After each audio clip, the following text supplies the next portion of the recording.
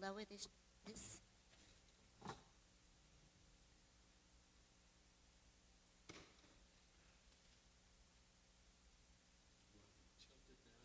Which is definitely lower because it's almost taller than me.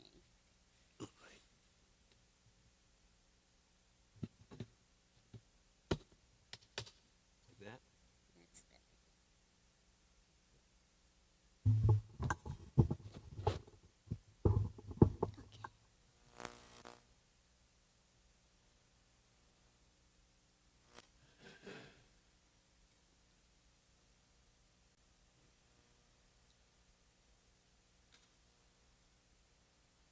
Hare Krishna. Well, it looks like everyone is left. But there are usually people out there in virtual land. And Krishna's on the altar. So it's always for our own benefit when we get the opportunity to give a class, because then we spend the time preparing and we meditate on different topics. So today we're continuing our study of the Srimad Bhagavatam, and this is Canto 10, and it's chapter 47, verse 44. And we're still in that wonderful Brahmara Gita when the gopis have been speaking with Uddhava. So here we have Uddhava, who is the very dearest friend of Krishna, very brilliant, very intelligent. And we have the gopis that are the greatest devotees. So we can understand that a conversation that is taking place between the greatest devotees of the Lord, the gopis, and the most brilliant Uddhava is a very profound conversation. Thank you. Can you give me the little teeny cartels?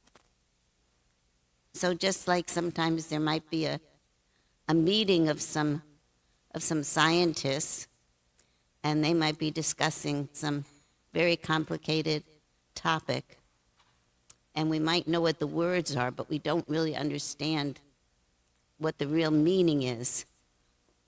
So in the same way, we can read these words, but according to our material conceptions, we might misunderstand them. So when we approach this, we pray, my dear Lord Krishna, Srimati Radharani, Vyasadeva, my Guru Maharaj, please let me just enter into this beautiful Srimad Bhagavatam.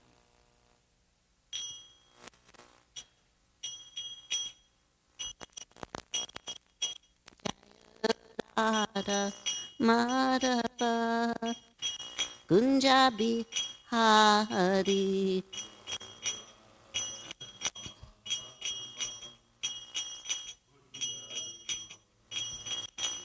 Jaya Radha Madhava Kunjabi Hari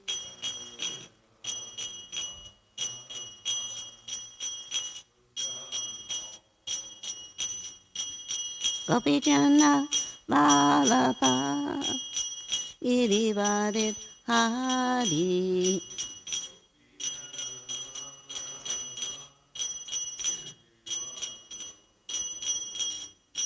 Gopijana Vallabha Girivardhan Hari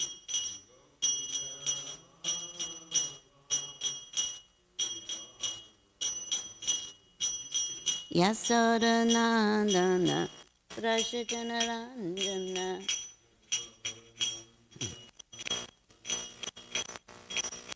Yasodanandana Rashajanaranjana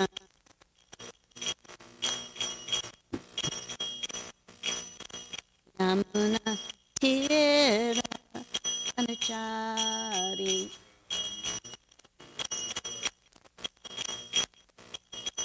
Yamuna Tira Anachari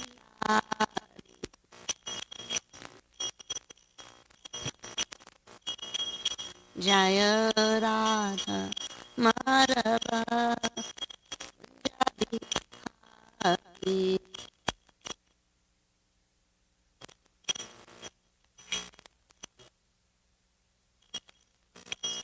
Gopijana Balaba Girivare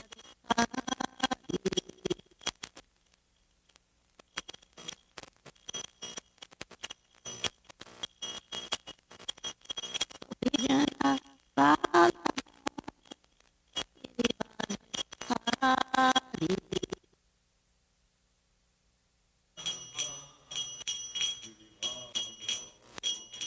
Yasoda Nandana Prashajana Ranjana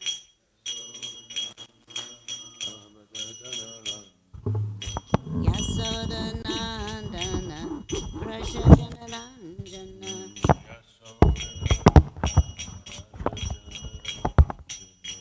Yamuna Tira Anachari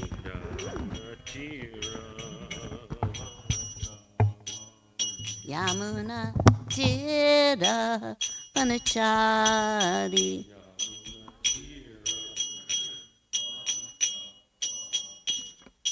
Hare Krishna Krishna Krishna Hare Hare Hare Rama Rama Rama Hare Hare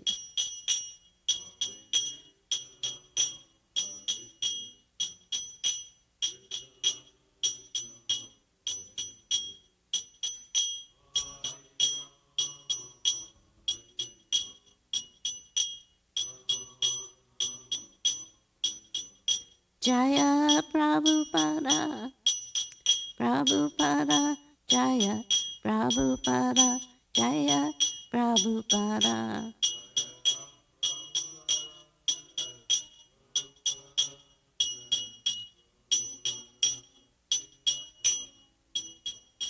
Srila Prabhupada ki jai Shri Shri Gaura ki jai Shri Shri Radha Golokananda ki jai Gaura Premananda Hare Hare Bol. So as I said, we're continuing our study of the Srimad Bhagavatam, Canto 10, Chapter 47, verse 44. Om Namo Bhagavate Vasudevaya.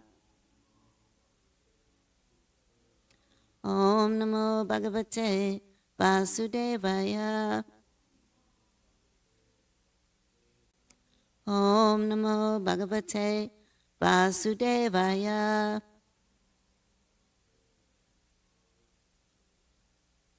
Api Eshatiha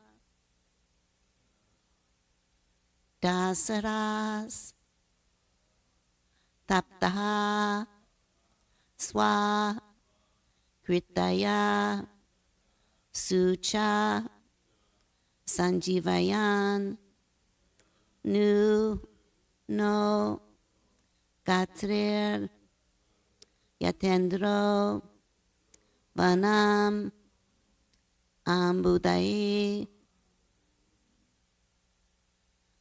Api Eshatita Darshas Taptaha Swakritaya Sucha Sanjivanam Nu Nogatararier Yatendrovanam Ambutai Api Eshatita Darsaras Taptaha Swakritaya Sucha Samvijayanu no Gatrir Yatendrovanam Ambudahe. Devotees, Ape Ashita Darsaras Tapta Swakritaya Sucha Samvijayana no tu Krai Yatendrovanam Ambudai Anyone else? Api, weather.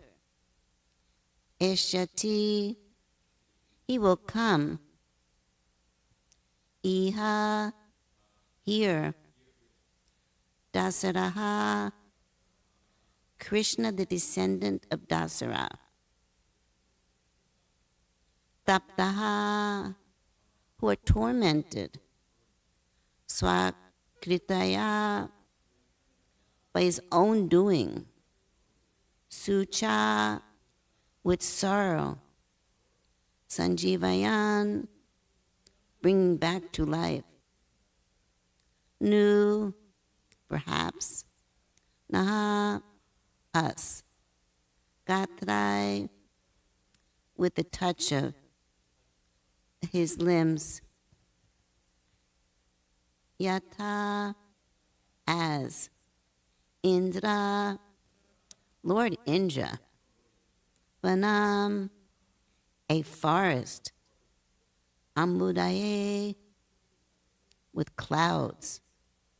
Translation by the disciples of A.C. Bhaktivedanta Swami Srila Prabhupada. Will the descendant of Dasara return here and by the touch of his limbs bring back to life those who are now burning with grief he himself has caused? Will he save us in that way, just as Lord Indra brings a forest back to life with his water-bearing clouds? You can repeat. Will that descendant of Dasara return here and by the touch of his limbs bring back to life those who are now burning with the grief he himself has caused? Will he save us in this way? In that way, just as Lord Indra brings a forest back to life with its water-bearing clouds. Om Gana Timrandasya Gana Gana Shalakaya Chaksu Militanyana Tasmai Shri Gurave Namaha. Namo Om Vishnu Padaya Krishna Pistaya Bhutale Shimata Hridaya Nanda Goswami Iti Namane. Namo Om Vishnu Padaya Krishna Pistaya Bhutale Shimati Bhakti Vedanta Swami Iti Namane. Namaste Saraswati Devi Gauravani Pracharine Nirvishesha Shunyavadi Pashipashatarine. Hey Krishna Karuna Sindhu Dina Bandhu Jagapate Gopisha Gopika Kanta Radha Kanta Namostute Tapta Kanchan Gaurangate Ade Vrindavaneshware Vishabhanu Sute Devi Prananami Hari Priya. Jai Shri Krishna Chaitanya Prabhu Nityananda Shri Advaita Gadadhar Shivasadi Gaur Bhaktivinoda. Hare Krishna, Krishna Krishna, Hare Hare, Hare Rama, Rama Rama, Hare Hare.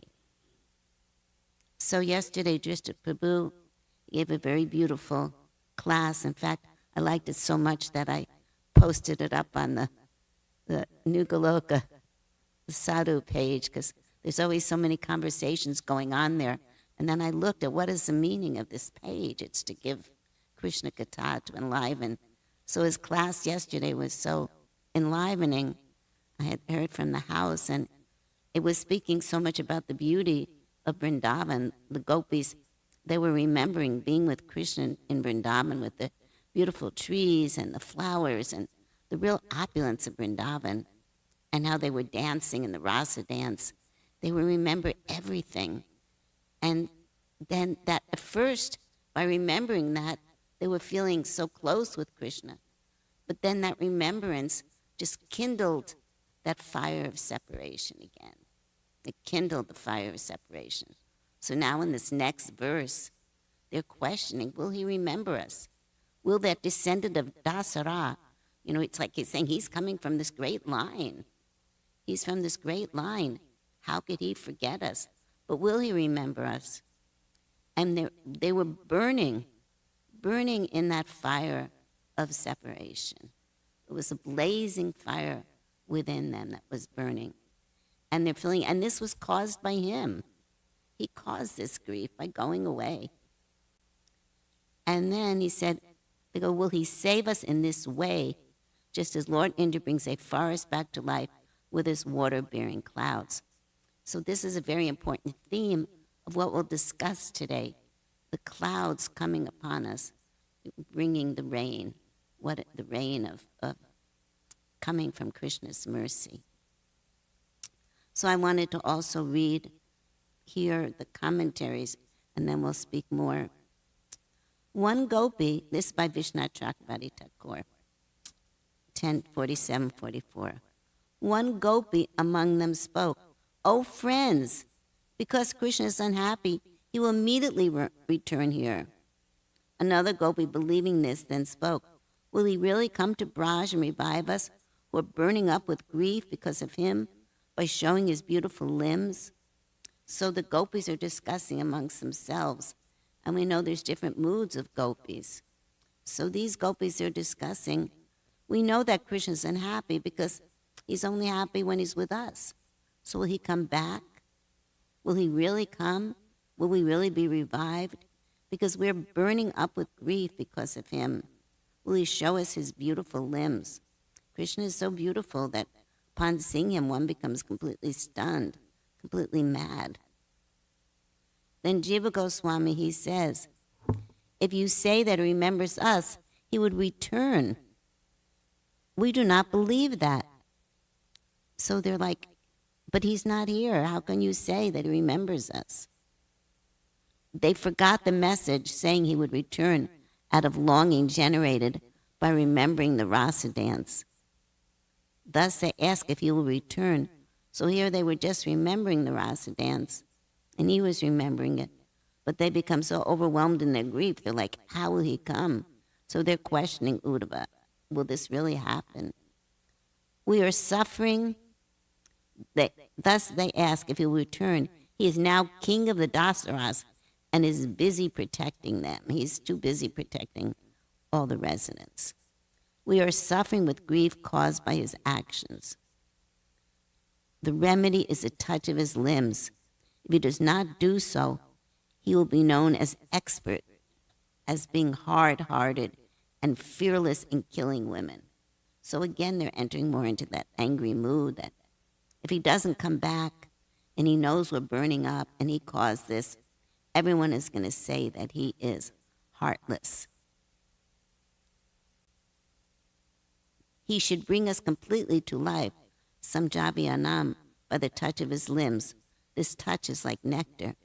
So we read in different places of the Bhagavatam, like sometimes some living entities or demons are even killed, and then they're brought this special nectar. And the different yogis sometimes know how to bring that nectar, sanjivanam, and bring them back to life. The present tense is used to indicate that they cannot tolerate the delay in his coming and touching them. Indra with his clouds is similar to Krishna with his touch, because in both cases, the relief is immediate. The rumbling of the clouds and the messages both annihilate suffering. So when it's dark and dry, and then all of a sudden there's a rain cloud, the sound of the rain, the thunder, it enlivens when, oh, rain is coming. The rainy season is coming. Everything has become very burnt up. Now it will become green again. So we're going to comment some on this, and we see here, how do we apply this to ourselves? We know that it's very difficult for us to understand these transcendental relationships. The mind just thinks about, well, if I see this body or I get touched in this way. But these are all material experiences that have nothing to do with the transcendental experience, which is based on pure love. There's no selfishness there. Everyone in this material world is actually burning up. And what are they burning up from? They're burning up from the desire to enjoy this material world. They're burning up from frustration. So in this material world, we find that people are very frustrated because no matter how hard they try, like there was a song back in the 60s they can't get any satisfaction. So they're trying and they're trying, and they're just not able to enjoy to the degree they want. And so they become more and more frustrated. And from this contemplation of the objects of the senses, Krishna explains in Bhagavad Gita, one contemplates objects of the senses, and then lust develops, and from lust, anger, and then one loses their intelligence. So we find in this material world, one's intelligence becomes lost, and one forgets what is the goal of life. Am I meant to keep taking birth after birth after birth and suffering in so many different ways? So that's why in the morning we sing Samsara Davana Lalila Loka. That this material world, it's like a blazing fire. We don't want to believe it is, but it is. It's like a blazing fire. But the spiritual master comes and he pours the showers and puts out the fire with a torch of knowledge. And this is the mercy of the spiritual master. Without the spiritual master, without someone properly representing the teachings coming from Krishna, it's very hard. And it's just like it's like quicksand. This material world is like quicksand. So in the same way, we can understand that Lord Chaitanya Mahaprabhu, he's non-different than Krishna. And in the end of Bhagavad Gita, Krishna says to give up all religions and just take shelter of me, surrender unto me. But not everyone was able to do that. So Krishna is so kind. He's so merciful that he comes as Sri Chaitanya Mahaprabhu in the mood of Srimati Radharani. And he comes as a devotee, and he says, this is how to surrender unto me. This is how to take shelter of me. And so he inaugurates the chanting of the holy name, and he teaches us about that mood of separation, that fire of separation. So as we've spoken many times before, we can't even enter into this pristine love affair between Radha and Krishna and the gopis without the mercy of Sri Chaitanya Mahaprabhu and our spiritual master. And they help us to enter into that and see what do we need to change in our own life. Like when we first come, it's like chant and be happy, eat lots of prasadam. But then there comes a time when we need to be introspective in our own spiritual life and to see what is holding me back in devotional life. What am I doing that's spreading the fire? There's a fire, we're being given a way to put the fire out. So are we trying to gradually put the fire out, or are we, sparking the fire, making the fire continue to grow? So when I first read about this, and I read about the clouds, I immediately remembered Srila Prabhupada's beautiful book that he had worked on, The Light of the Bhagavat. And Srila Prabhupada, he was invited to a conference in Japan in 1961. And he had been given the instruction by his spiritual master that he should preach in English. So this was a wonderful opportunity. So he was in Vrindavan when he wrote this. He had not been to the West yet. And his idea was to present things in a way that the Japanese people could relate to. So he was taking the philosophy from the 10th canto of the Srimad Bhagavatam and putting it into he wanted to do an illustration, like very poetic illustration with beautiful paintings to go with it in the book. I don't know if everybody has seen this, The Light of the Bhagavat. Unfortunately, somehow or other something happened and he wasn't able to attend that conference. But he had written The Light of the Bhagavat. The paintings hadn't been done. The book hadn't been done. Then after Srila Prabhupada left this planet, I think it was 7 years after he left, this book was put together. And there were, I actually remember when it first came out, it was in hardcover. You probably remember too, Drista. And they had commissioned a very famous Japanese artist to do all the painting work. So it's a very beautiful book, and it explains things in a way that is very wonderful and very attractive. And you can see Prabhupada, he's such a poet, the way he writes things and presents them. So here we're speaking about the gopis, and they're very upset. You know, we're burning in this fire of separation, and it's Krishna's fault. Is he going to come and relieve us the same way that Indra pours rain? So we know when there's a drought, the whole area becomes brown. Like if you've been in California during the dry season, everything is brown. And it very easily catches on fire. And then when you have the rains, everything becomes so green and beautiful. The same way in India, the air will be all dusty, everything will be dry. Then the rain comes and the air clears and everything becomes green, the flowers flourish. So I'm going to read a little bit from this Light of the Bhagavat. Okay.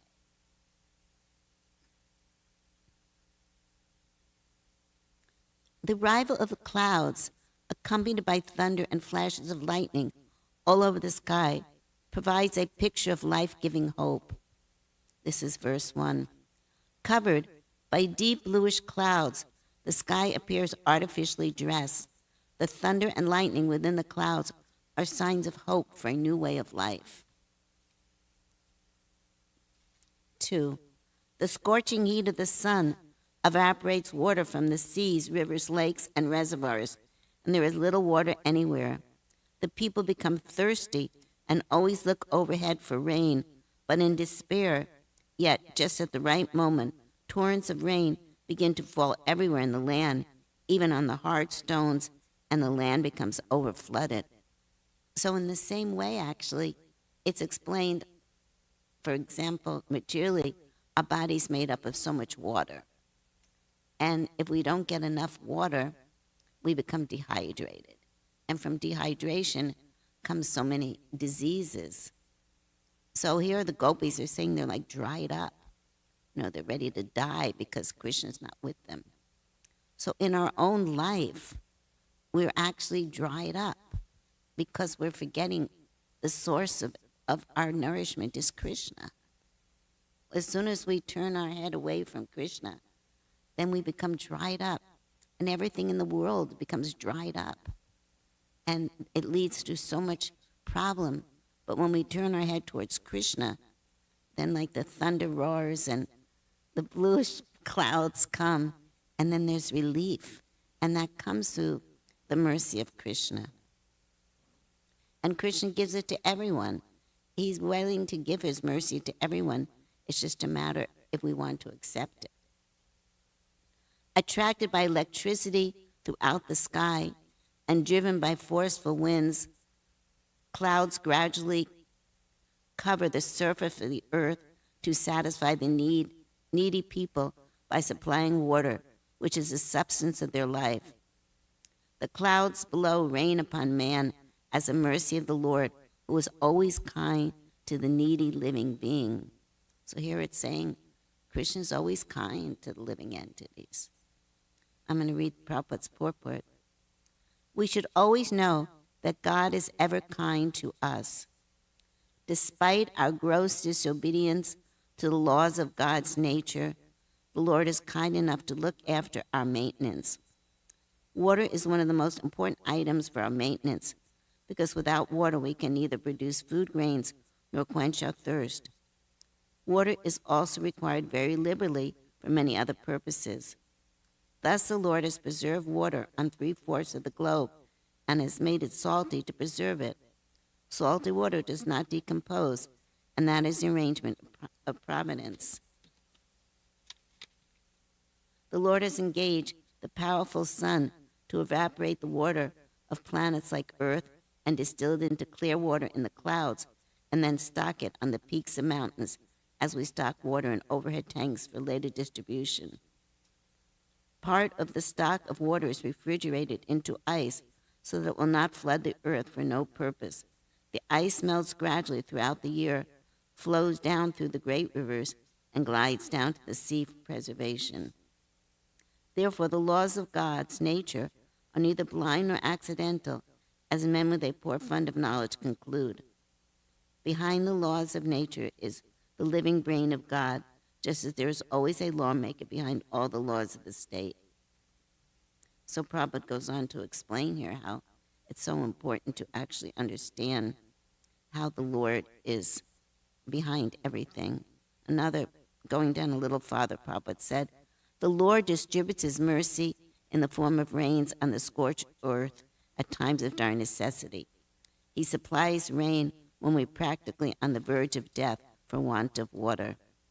So the gopis are feeling that way too, like we are practically on the verge of death. Will the Lord be kind to us? Will he come and show us his beautiful limbs? God is merciful, undoubtedly, but he bestows his mercy on us when we need it most. This is because we forget God as soon as we obtain his mercy. We should therefore remember the mercy of God constantly if we want to avoid distress. So for all of us, we have to remember how merciful is Krishna. We are eternally related with him despite the state of forgetfulness already described above.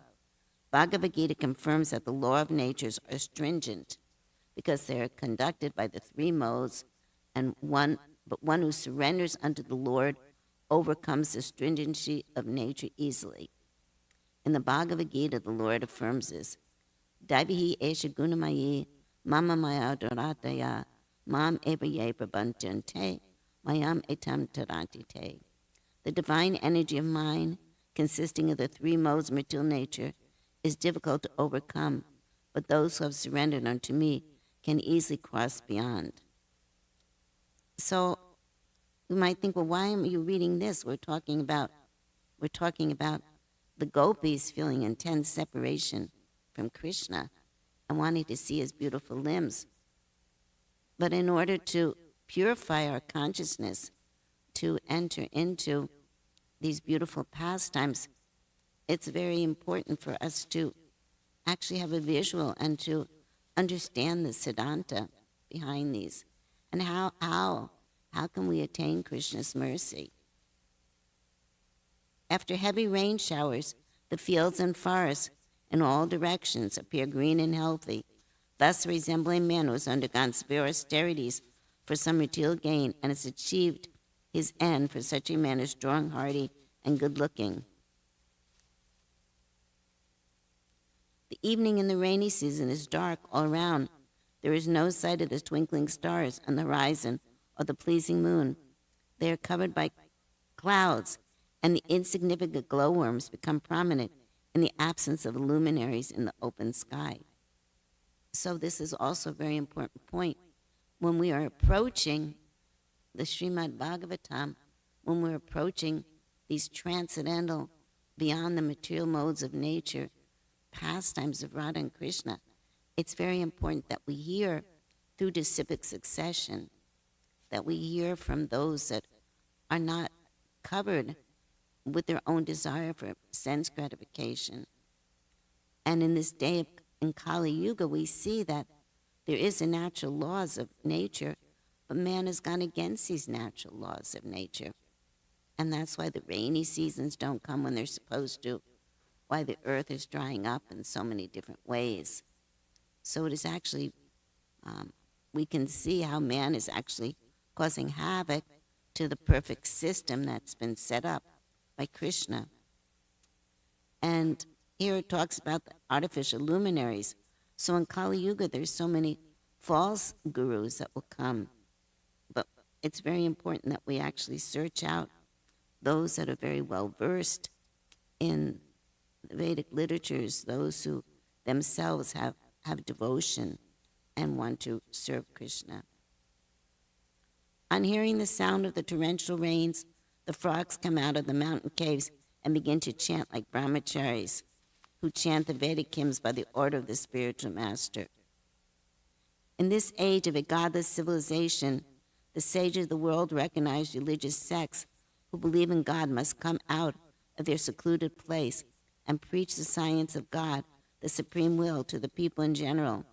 Hindus, Muslims, Christians, and the members of the other sects that have convincing faith in the authority of God must not sit idly now and silently watch the rapid growth of a godless civilization. There is a supreme will of God, and no nation or society can live in peace and prosperity without acceptance of this vital truth. So here, Srila Prabhupada, he is recognizing the validity of different religions and different faiths, which is in the mood of Srila Bhaktivinoda Thakur. So in other ages, people would go into their own meditation. They would live in their hermitages or they'd live in the monasteries and contemplate God. But Prabhupada is saying here that this was in 1961, that the civilization is becoming so degraded. So everyone come out with each other and work together. So it's actually working together of different traditions and different faiths to encourage each other to spread God consciousness is very important. And one of the complete traps of the illusory energy of Maya is for those that are godly to just be fighting amongst themselves.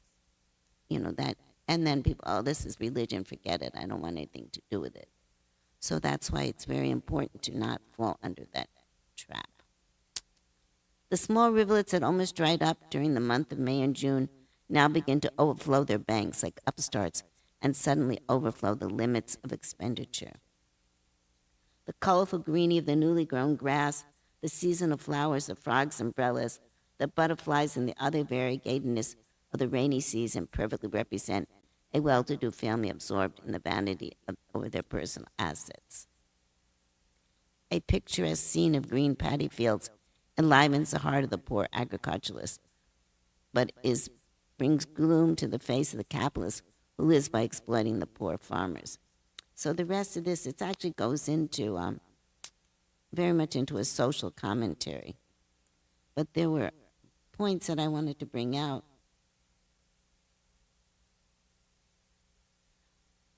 Prabhupada says, this is in text 17, purport, it is the duty of the saints and sages to enlighten the fallen souls, and reciprocally it is the duty of the householders to receive saints and sages cordially, as a peacock dances in ecstasy at the presence of clouds in the sky. The fire of threefold miseries experienced by materialistic men can be extinguished only by the cloud of mercy of the saints and sages, who can pour down the water of transcendental messages to put an end to the miseries of the householders. So here the gopis are talking how they've just completely dried up because they're missing Krishna. They're feeling separation. So in this age, when we turn our back away from Krishna, we don't realize it, that we've dried up. But when we turn our head to Krishna, when we chant his holy name, when we distribute prasadam, when we try to help others, then everything flourishes. Many plants and creepers that were almost dead during the month of April and May are now visible again in various forms, for they are nourished by their roots in the moist earth.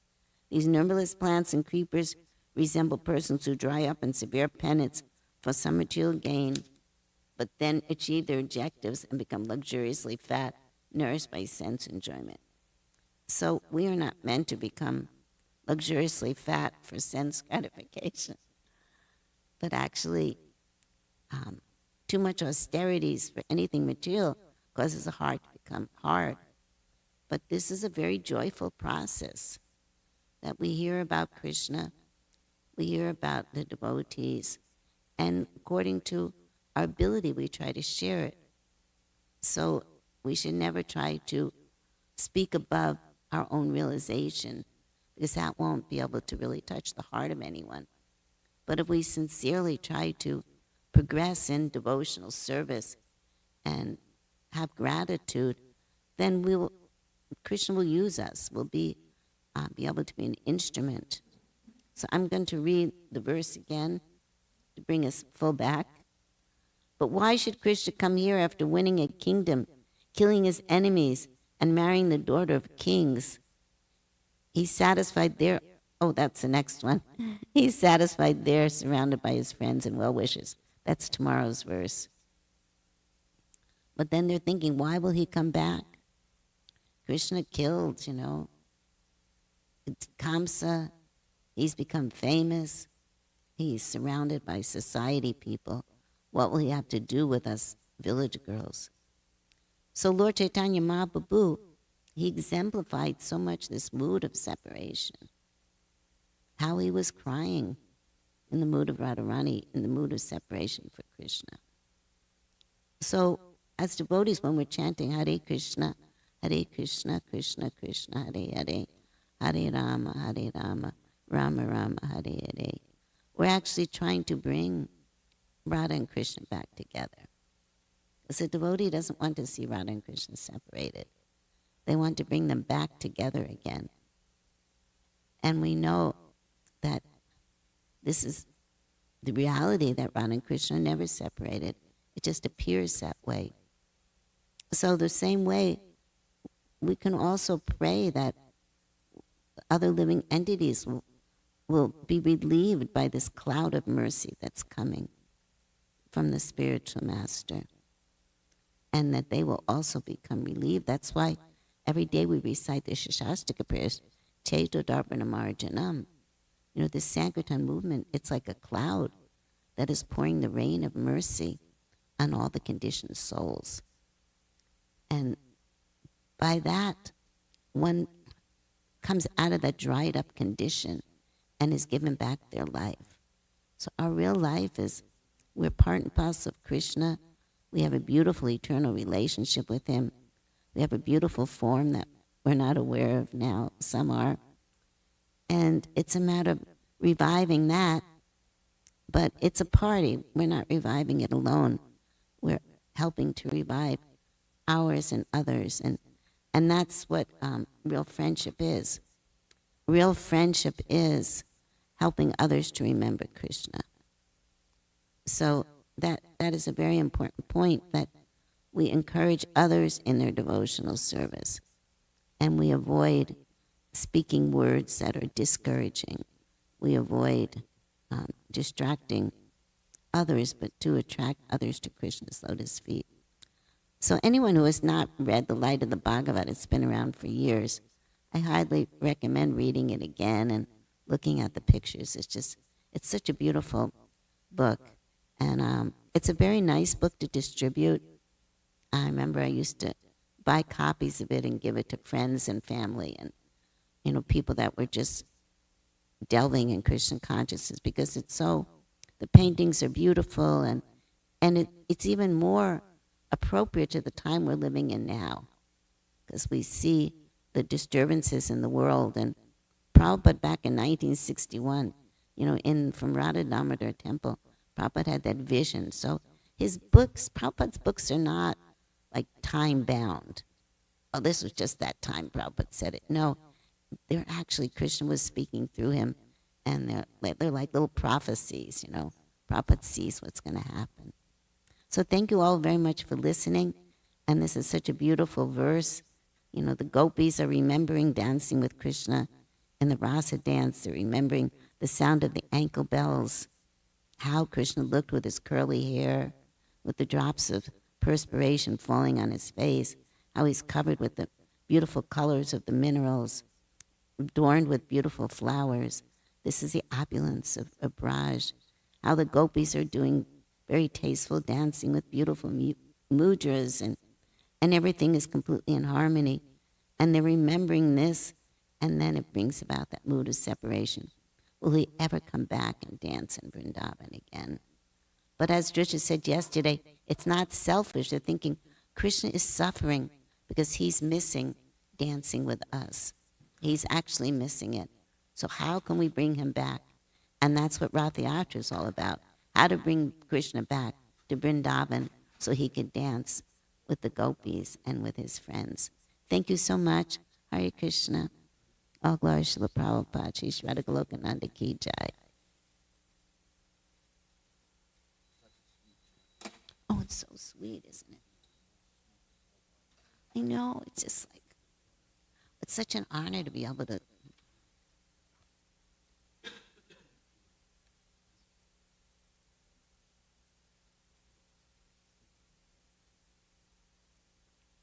just love it. Can we stay here? That's why I don't read more than one verse.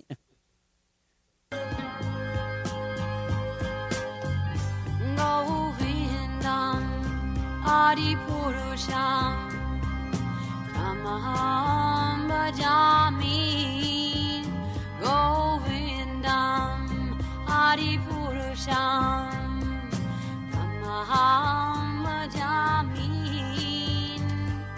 Govindam Adipurusham Tamaham Bhajami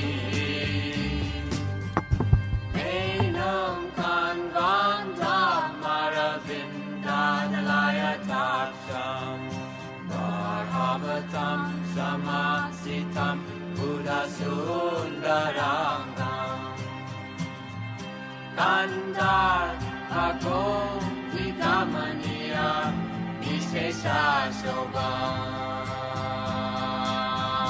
Govindam Adipurusham Tamaham Bhajami Govindam Adipurusham Tamaham Bhajami Govindam Adipurusham Tamaham Bhajami Angani Yasa Sakalen Kriya Vriti Manti Vasyan Dipan Kayanti Jiram Naganti Ananda Chinmaya Sadhu Jala Vigrahasya Govindam Adipurusham Tamaham Bhajami Govindam Adipurusham Tamaham Bhajami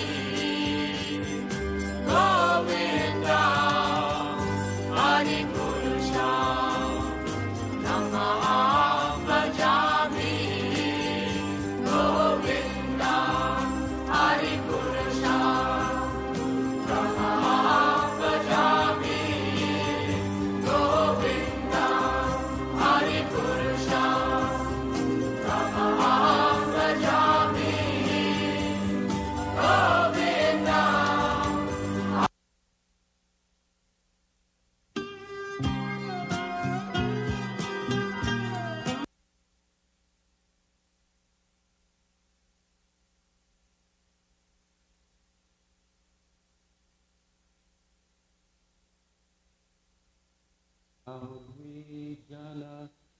Nitai Gorachandra Paramakaruna Poundwijana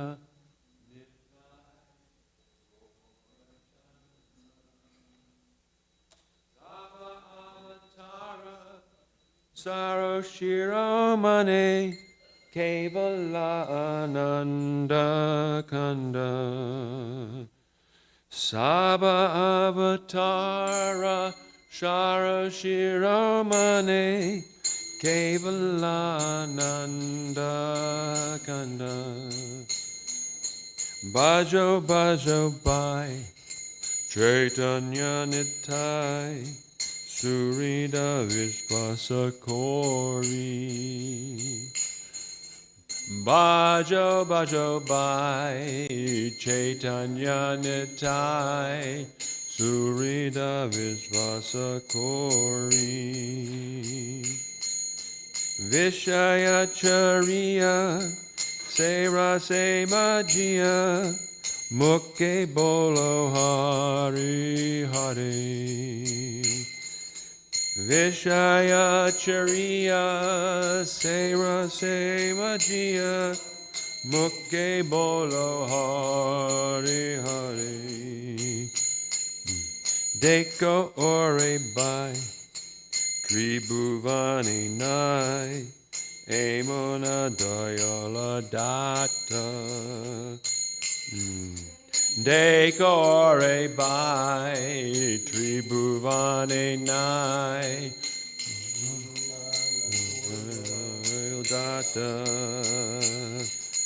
Pashupake juri Pashanavidare Shuni Jaraguna Gata Pashupake jure Pashanavidare Shuni Jaraguna Gata Samsare Majia Rohili Pariya Sepade Nahilo Asha Samsare Majia Rohili Pariya Sepade Nahilo Asha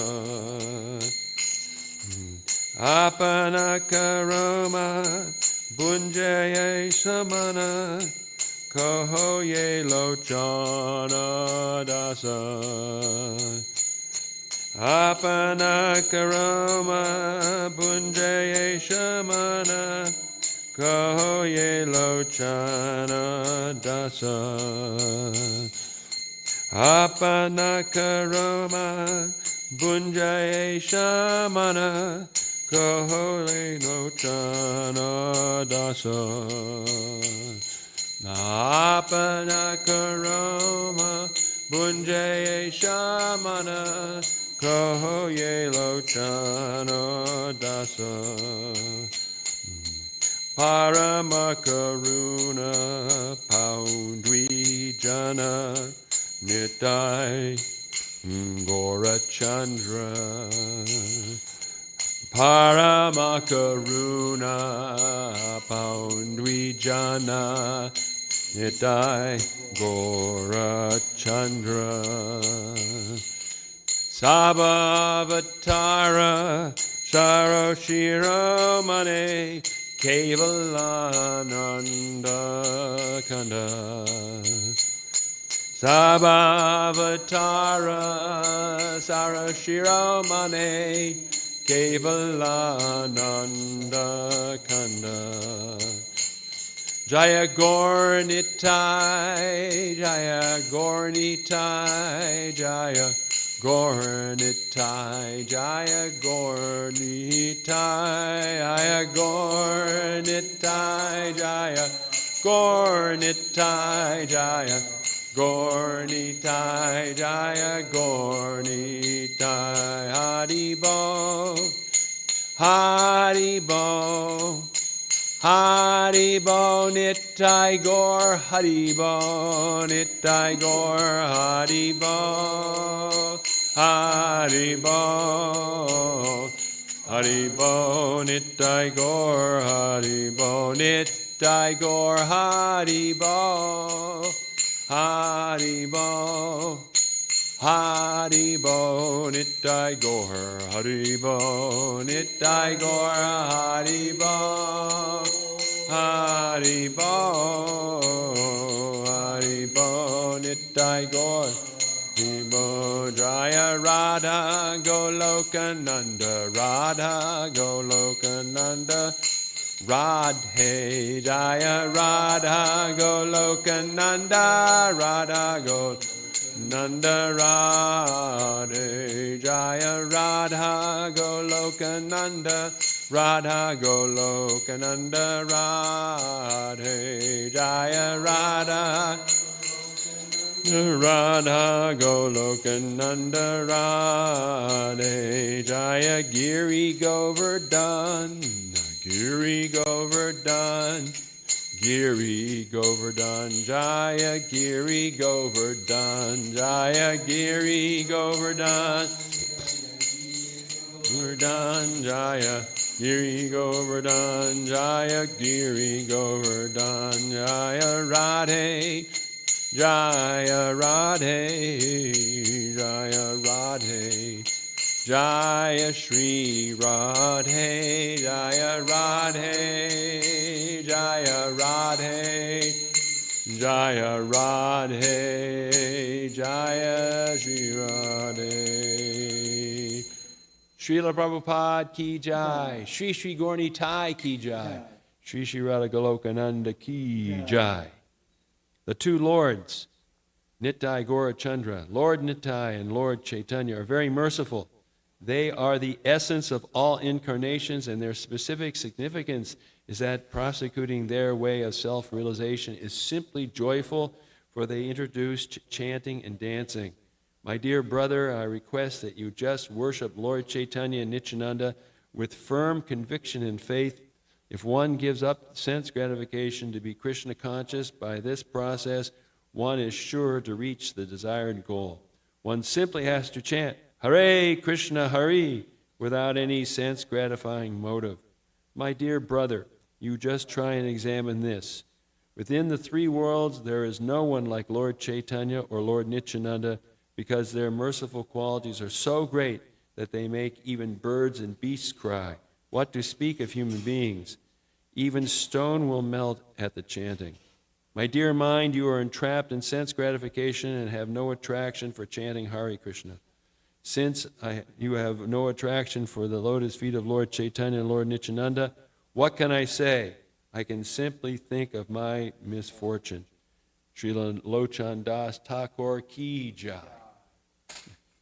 Chaito Darpana Marjanam Bhava Mahadavagni Nirvapanam Shreya Kairavya Chandrika Vitaranam Vidyavadu Jivanam Anandam Buddhi Vardhanam Pratipranam Pranamrita Swadanam Sarvatma Snapanam Param Vijayate Shri Krishna Sankirtanam Nam Namakari Bahuda Nija Sarva Shaktis Tatrapita Niyamita Smarane Nakala Etadrishita Vakripa Bhagavan Mamapi Hamnani Nanu Raga Trinadapi Sunichena.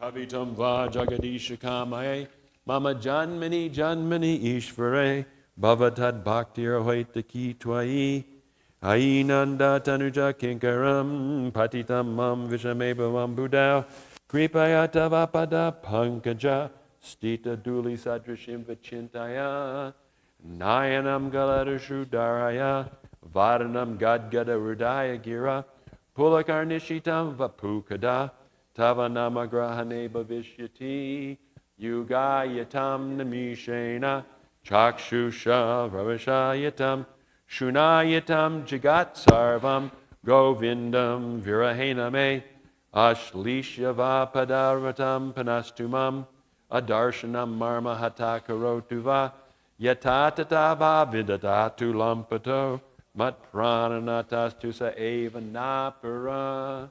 Victory to the Sri Krishna Sankirtan, which cleanses the heart of all the dust accumulated for years and extinguishes the fire of conditional life of repeated birth and death. This Sankirtan movement is the prime benediction for humanity at large, because it spreads the rays of the benediction moon. It is the life of all transcendental knowledge. It increases the ocean of transcendental bliss, and it enables us to fully taste the nectar for which we are always anxious. Oh, my Lord, congregational chanting of your holy name alone can render all benediction to living beings, and thus you have hundreds and millions of names like Krishna and Govinda. In these transcendental names, you've invested all your transcendental energies. There are not even hard and fast rules for chanting these names. Oh, my Lord, out of kindness, you enable us to easily approach you by your holy names, but I am so unfortunate that I have no attraction for them. One should chant the holy name of the Lord in a humble state of mind, thinking oneself lower than the straw on the street. One should be more tolerant than a tree, devoid of all sense of false prestige, and should be ready to offer all respect to others. In such a state of mind, one can chant the holy name of the Lord constantly.